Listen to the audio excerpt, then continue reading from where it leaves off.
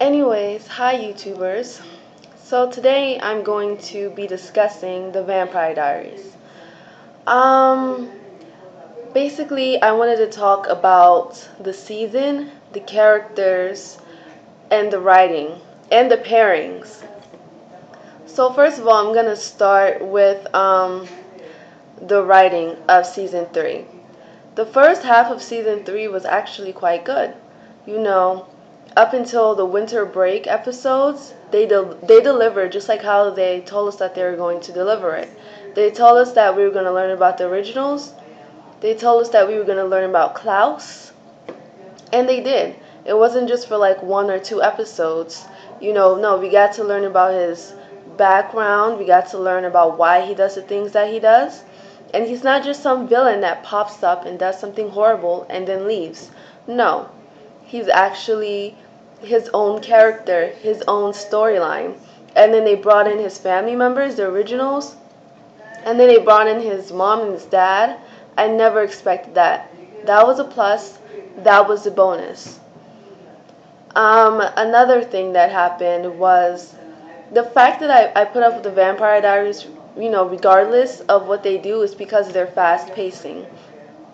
For example, season 1, when the whole thing about Catherine, thought that we were going to learn about Catherine being alive until like the second season.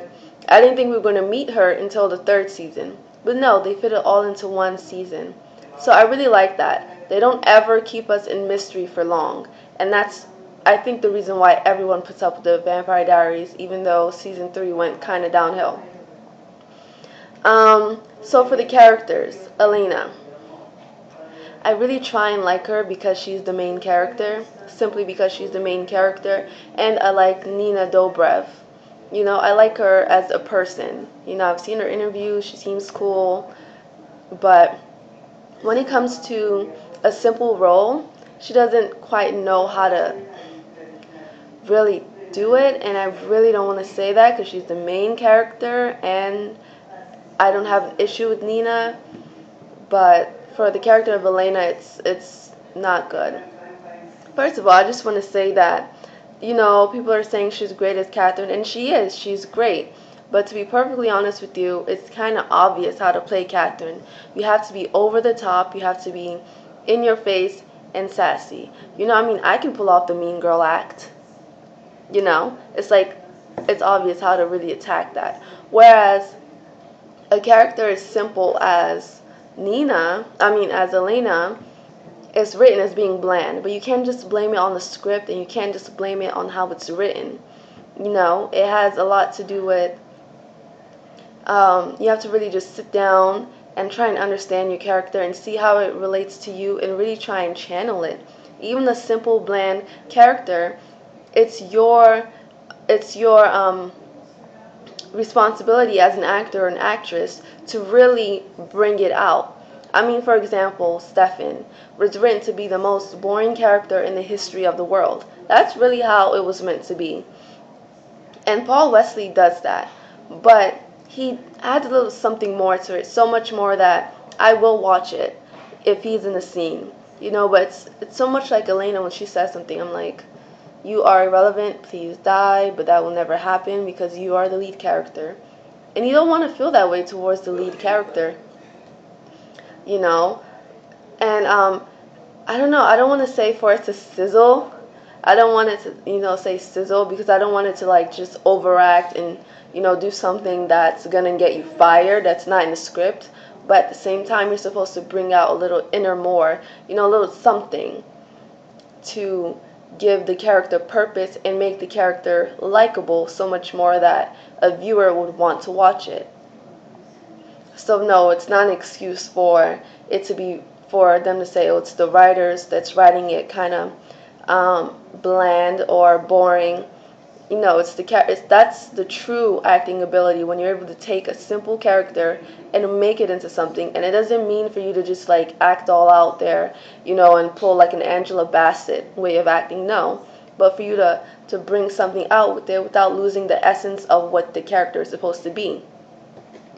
And I feel like that's a challenge that she hasn't really done, But for Catherine, I mean, of course, you're supposed to be in your face, you're supposed to be out there, you're supposed to be over the top, sassy, and I mean, it's sort of obvious how to be.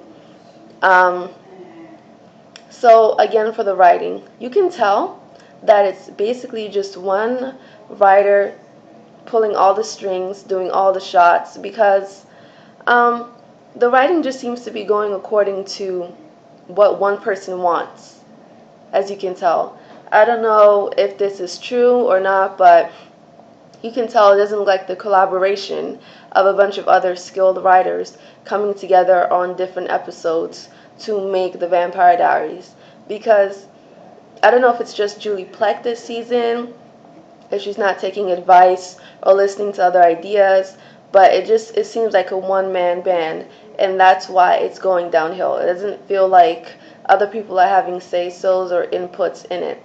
And a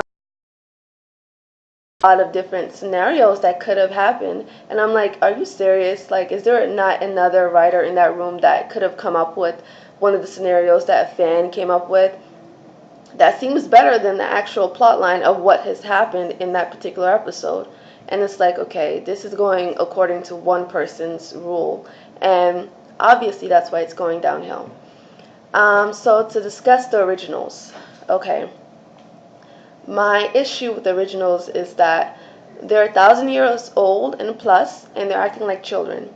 Klaus is 1,000 years old plus, beginning from the day he was born. And he's still going around talking about daddy issues. That's why he's bad. That's why he's evil. And it's like everyone has issues like that. There's absolutely no way that you are. And he's extremely petty.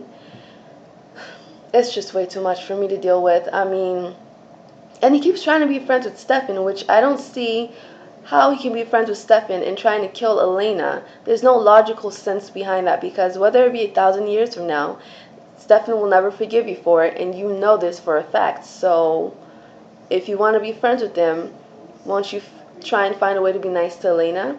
Simple little common sense things like these, he just won't seem to get. Rebecca. I hate her more than I hate Klaus. It's like, ever since that whole Damon thing, I'm like, okay, you know what? It's time for you to hit the road. It's time for you to die. It's time for you to just get out. Like, I seriously do not like you anymore because you're just so irrelevant and annoying and a brat. Like, they wanted to bring off as being bad, but she has no reason to be angry. Elena never actually told you that you guys are friends. So I don't understand this initial anger. Like, and whatever anger you have towards her, you should have it towards the entire gang, because odds are they were all plotting it against you. And what irritates me more is she's 1,000 years old, and she doesn't get that the reason why people don't like her and you can't have friends is because you're simply just not nice. And it's knowing how another vampire who's only like a year old, Caroline, has understood this and mastered it, and 1,000-year-old still doesn't get it. So that really irritates me. Like, their way of thinking makes no sense, and you would think for a 1,000-year-old vampire, you would understand more. You would just be far ahead, but they're just not. Like, they're really just not. I mean, the writers keep leading us on for ways why they can't die, but it's so obvious that realistically, Damien and the whole gang would have overpowered them and killed them and outsmarted them by now. Because that's just how simple-minded these 1,000-year-old vampires are. It's leading me to the conclusion of believing that perhaps the year that they returned is the mind state that they stayed in forever for the originals.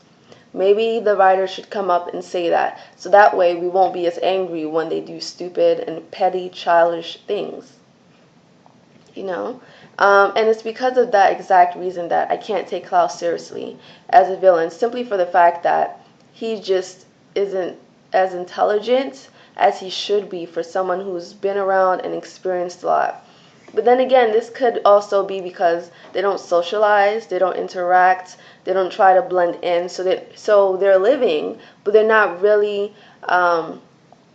going through life changes, because they're kind of kept to themselves, thinking that they're better than everyone, when in reality they're not.